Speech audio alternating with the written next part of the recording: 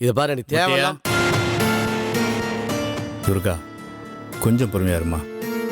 மத்தியா, துர்கா நம்ம வீட்டுக்கு வந்த பொண்ணு சின்ன பொண்ணுப்பா. அவளுக்கு ஒன்றும் விளக்கம் தெரியாது. நம்ம வீட்டு பழக்கம் வழக்கம்லாம் எப்படி தெரியும்? நாம தான் கொஞ்சம் விளக்கமாக சொல்லி புரிய வைக்கணும்.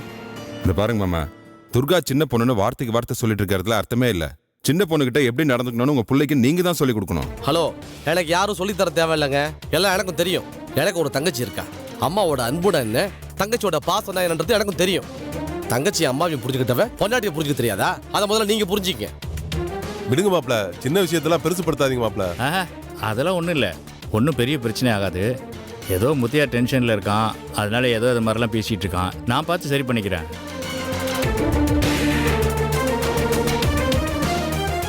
நீங்கள் வீட்டுக்கு கிளம்புங்க. இதையெல்லாம் போட்டு நீங்கள் ஒன்றும் மனசை குழப்பிக்காதீங்க. ஏன் முத்தியா அப்படியெல்லாம் பண்ணுற? என்ன எதுவும் கேட்காதீங்கப்பா. நான் தப்பு பண்ணல, தப்பா பேசுனேன். எல்லா தப்பும் இந்த பொண்ணுகிட்ட தான் இருக்கு. இந்த பொண்ணா? எங்க உங்க பொண்டாட்டிங்க நானு? தொட்டு தாலி கட்டினப்போ இந்த பொண்ணு தான் நினைச்சீங்களா?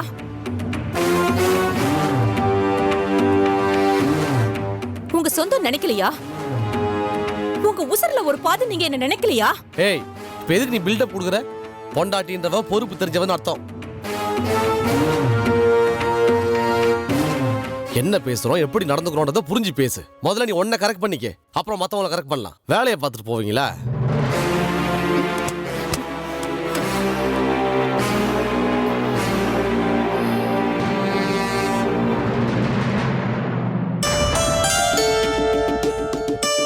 மடி துர்கா, இவன் சொன்னதெல்லாம் பெருசாக நினச்சி மனசை சங்கடப்பட்டுக்காதம்மா. அவன் அப்படிதான். கோவம் வந்துச்சுன்னா என்ன பண்ணுறோம் ஏது பண்ணுறோன்னு தெரியாமல் சும்மா தாம் தும்னு குதிப்பான். சந்தோஷம் வந்துருச்சுன்னு வச்சுக்கோயேன், எல்லாத்தையும் மறந்துட்டு கெக்க பெக்கேன்னு சும்மா குழஞ்சிக்கிட்டே இருப்பான். நான் அவனை பேசி சமாதானப்படுத்திக்கிறேன். நீ ஒன்றும் மனசு சங்கடப்பட்டுக்காத. மாப்பிள்ள, நீங்கள் கிளம்புங்க, நான் பார்த்துக்கிறேன். அதுக்கு இல்லை மாமா, எங்க தங்கச்சி எங்களுக்கு உசுருக்கு மேல. அவ கஷ்டப்பட்டாலோ கண்ணீர் சிந்தினாலோ எங்களால தாங்க முடியாதுன்னு உங்களுக்கே நல்லா தெரியும்ல. என்ன மாப்பிள்ள, என்னமோ புதுசாக சொல்லிக்கிட்டு இருக்கீங்க, எனக்கு தெரியாதா? இப்போது துர்கா என் வீட்டு பொண்ணு, எந்த கஷ்டமும் இல்லாமல் அவளை நான் பார்த்துக்குவேன். நீங்கள் கிளம்புங்க. சரிங்க துர்காமா, பார்த்து அனுசரிச்சு நடந்துக்காமா. அண்ணனுங்க கிளம்புறோம். வரேன் தே. வாங்க மாப்பிள்ள, வாங்க. துர்கா, அவன் கோவம்லாம் 5 நிமிஷத்துக்கு தாமா, அப்புறம் எல்லாம் சரியாயிடும்.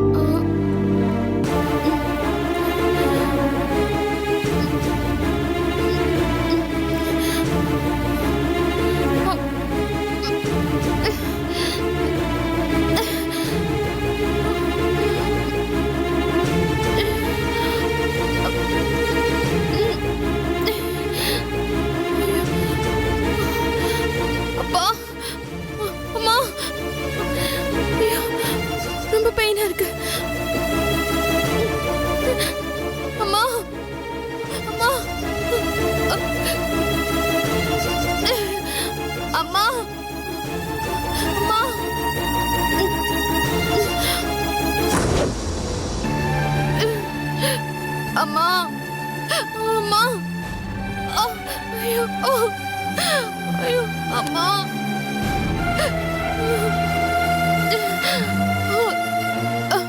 அம்மா, அம்மா, ஐயோ. மல்லிகா, என்னாச்சுமா? ரொம்ப பெயினா இருக்குமா.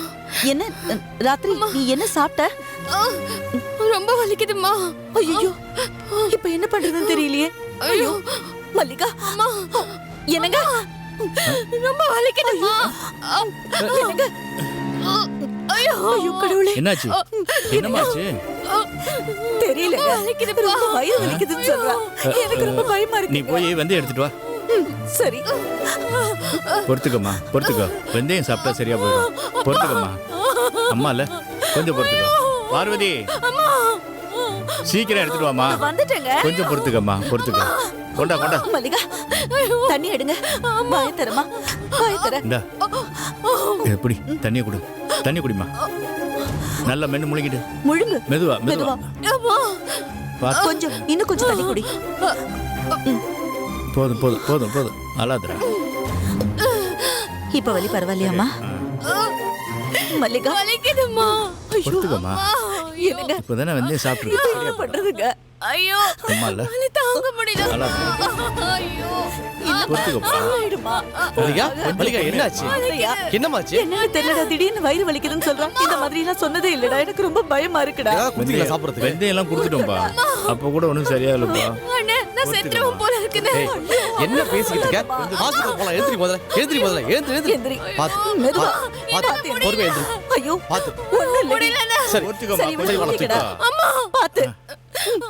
மெதுவாப்பா மெதுவா. மெதுவா போ. வலிக்குதுங்க. ஐயோ, அம்மா. ஐயோ, வலிக்குதுங்க.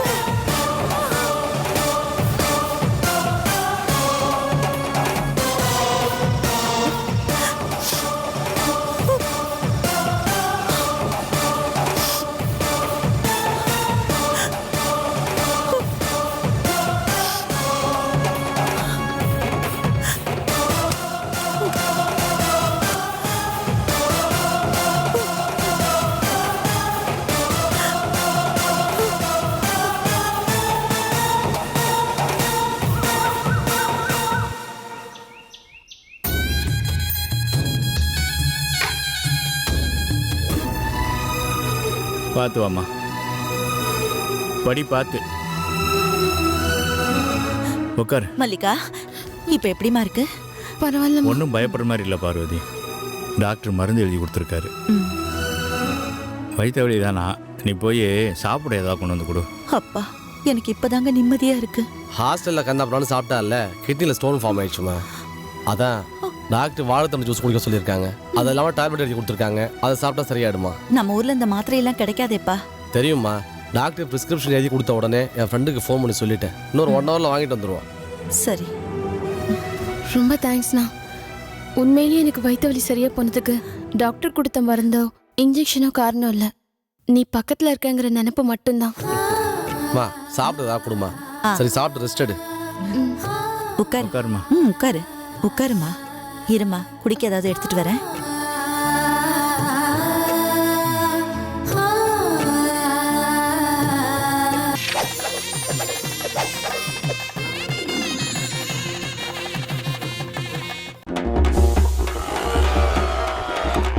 சார், நான் என் ஹஸ்பண்டை கழுவி ஊற்றணும் சார். மாமியார் நாத்தனார் அவங்கெல்லாம் சேர்த்து திட்டுற மாதிரி ஏதாவது ஆஃபர் இருக்கா? கொஞ்சம் பார்த்து சொல்லுங்க. இருக்கு. 3000 ருபீஸ் ஆகும். 3000 சார்? அப்படின்னா எனக்கு ஒரு இயர்லி பேக்கேஜ் கிடைக்குமா?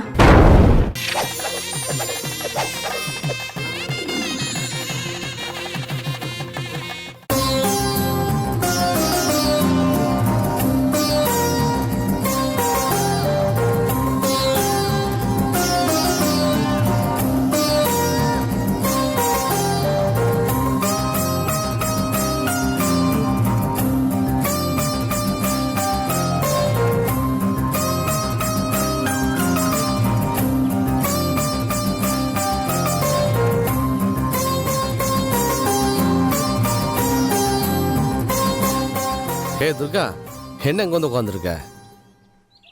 நேற்று நைட்டு மல்லிகா கத்துறதை பார்த்துட்டு ஒரு நிமிஷம் பதறி போயிட்டேன் தெரியுமா?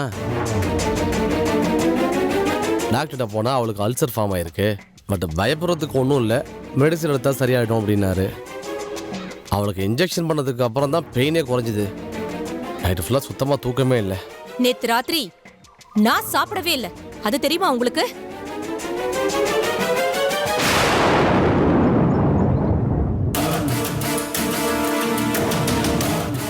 இல்ல, நான் தெரியாம தான் கேக்குறேன். நேத்து நைட்டு வீட்டுக்கு வந்தீங்க, உங்க தங்கச்சியோட உட்காந்து சாப்பிட்டீங்க, உங்க அப்பா அம்மாவோட கொஞ்ச நேரம் பேசுனீங்க, அதுக்கப்புறம் எழுந்து போயிட்டீங்க. அப்புறம் உங்க அப்பா அம்மாவை உட்கார வச்சு நான் சாப்பாடு போட்டேன். அவங்களும் கொஞ்ச நேரம் கழிச்சு சாப்பிட்டு அப்படியே எழுந்து போயிட்டாங்க.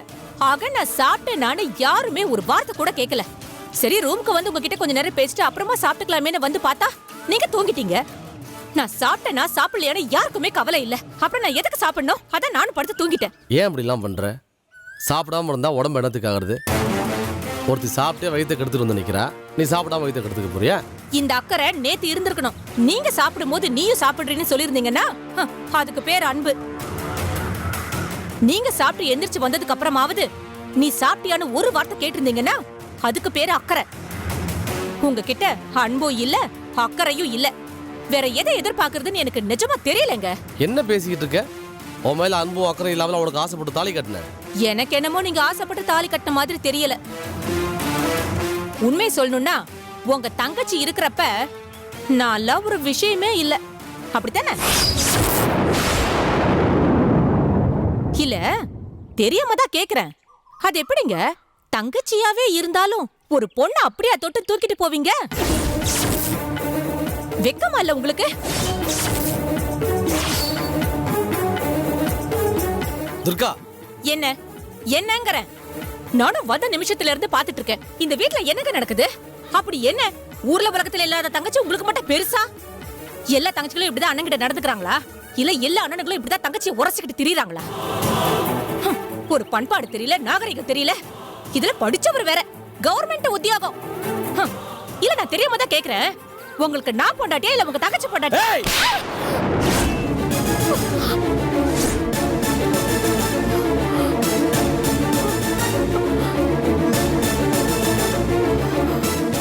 இன்னொரு வார்த்தை பேசுன கொன்னுடுவ ராஸ்கல். என்னடி நினைச்சிட்டு இருக்க உன் மனசுல? உன் வாயில நல்ல வார்த்தையே வராதா? வாயை திறந்தா அப்படிதான் பேசுவியா நீ? எனக்கு எவ்வளவு கோபம் வந்தாலும் சரி, நான் உன்னை அடிக்க மாட்டேன். இது சத்தியம்.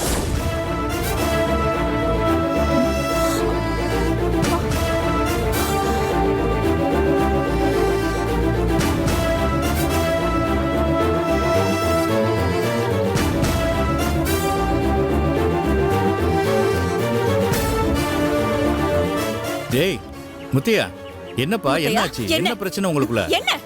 என்ன பஞ்சாயத்து பண்ண போறீங்களா? எனக்கு இந்த ஆள் பக்கத்துல நிக்க கூட பிடிக்கல. அருவருப்பா இருக்கு. உடம்பெல்லாம் கூசுது. அப்படியே மரவட்ட பக்கத்துல இருக்கிற மாதிரி உணர்றேன்.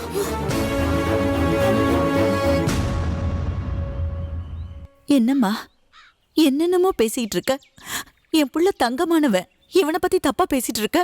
பெத்து வச்சிருக்கீங்களே தங்கமான புள்ள, நீங்க தான் மெச்சுக்கணும். நீங்க மட்டும் தான் இதை மெச்சுக்கணும்.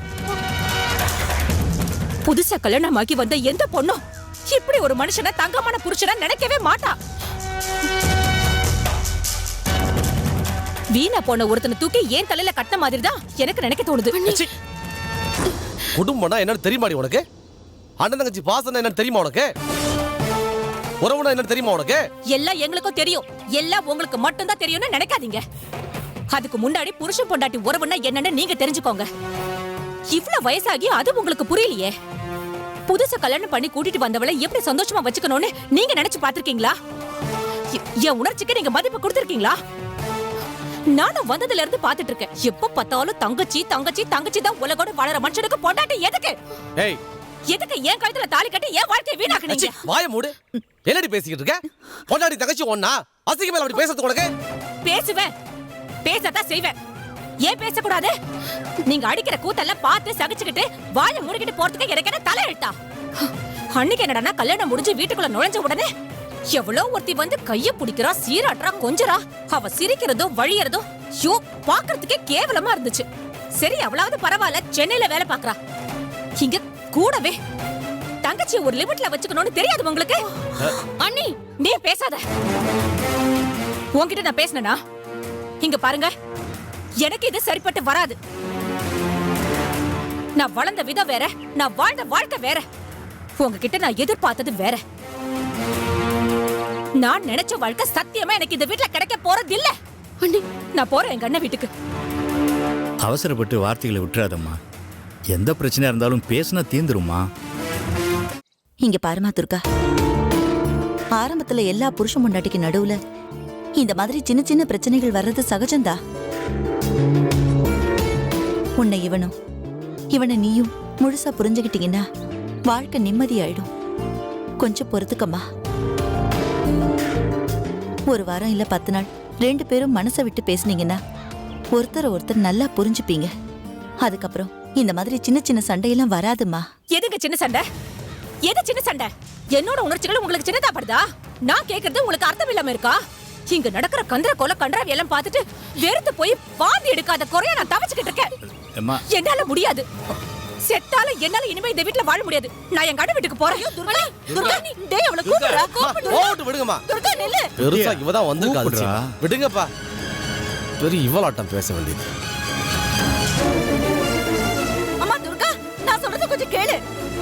துர்கா அண்ணி துர்கா துர்கா கொஞ்சம் நில்லுமா. அண்ணி ஐயோ முத்தையா முத்தையா முத்தையா இங்க வாடா. என்னன்னு வந்து அவளை கேளு.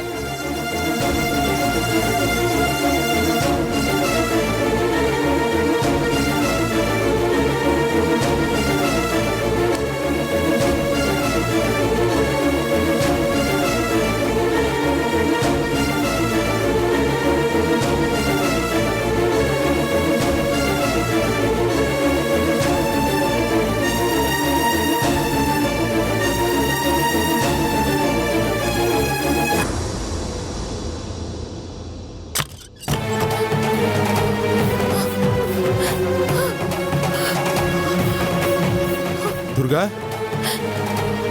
என்னமாச்சு? ஏன் இந்த கோலத்துல வந்து நிக்கிற? மாப்பிள்ள எங்க? துர்கா, ஐயோ என்னமாச்சு? ஏன் இப்படி வந்து நிக்கிற? என்ன நடந்துச்சு? என்னம்மா? என்னாச்சுமா? ஏன் அழுகுற?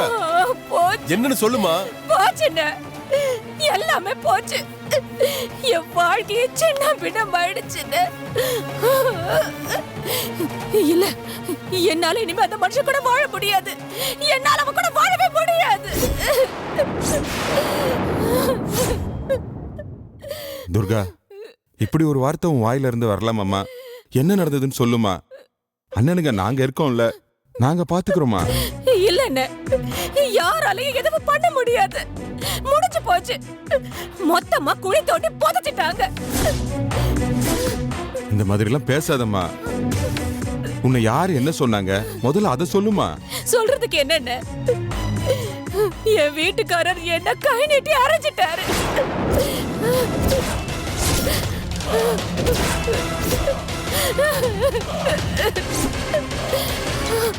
சின்ன வயசுல இருந்து என்ன யாருமே அடிச்சதில்ல.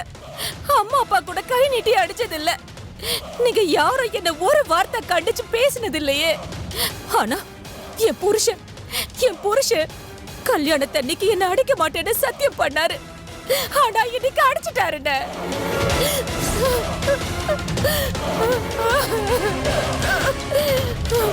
அவமானமா இருக்குண்ண. செத்து போயிடலாம் போல இருக்கு எனக்கு.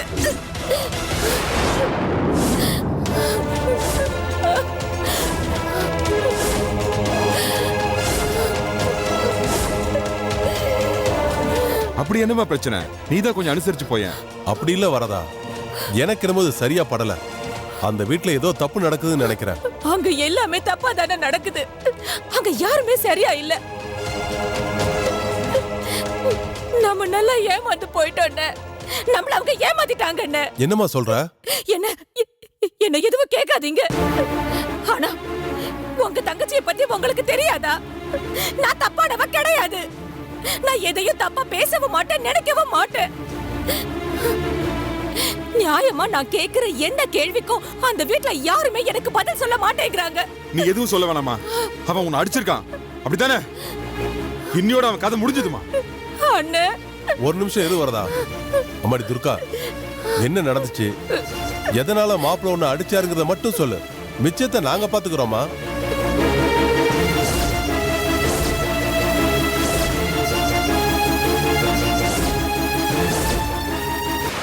நான் என்னென்ன தப்பா கேட்டுட்டேன்? ராத்திரி பூரா நான் சாப்பிடல. பசி வயித்த கிள்ளி படாத பாடுபட்டு தூக்கம் வராம நான் தவிச்சுக்கிட்டு இருந்தேன். ஏமா சாப்பிடலன்னு ஒரு வார்த்தை கூட அந்த வீட்டுல யாருமே கேட்கல. பட்னி கிடந்து செத்தா கூட பரவாயில்லன்னு நினைக்கிறவங்களா தான் எல்லாரும் அந்த வீட்டுல இருக்காங்க.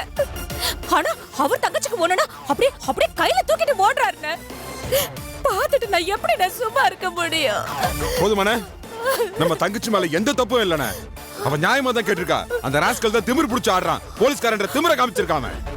விடக்கூடாது வரதா. இன்னைக்கு அவனா நாமளான்னு பாத்துறணும் வரதா. வா போலாம். வாணே.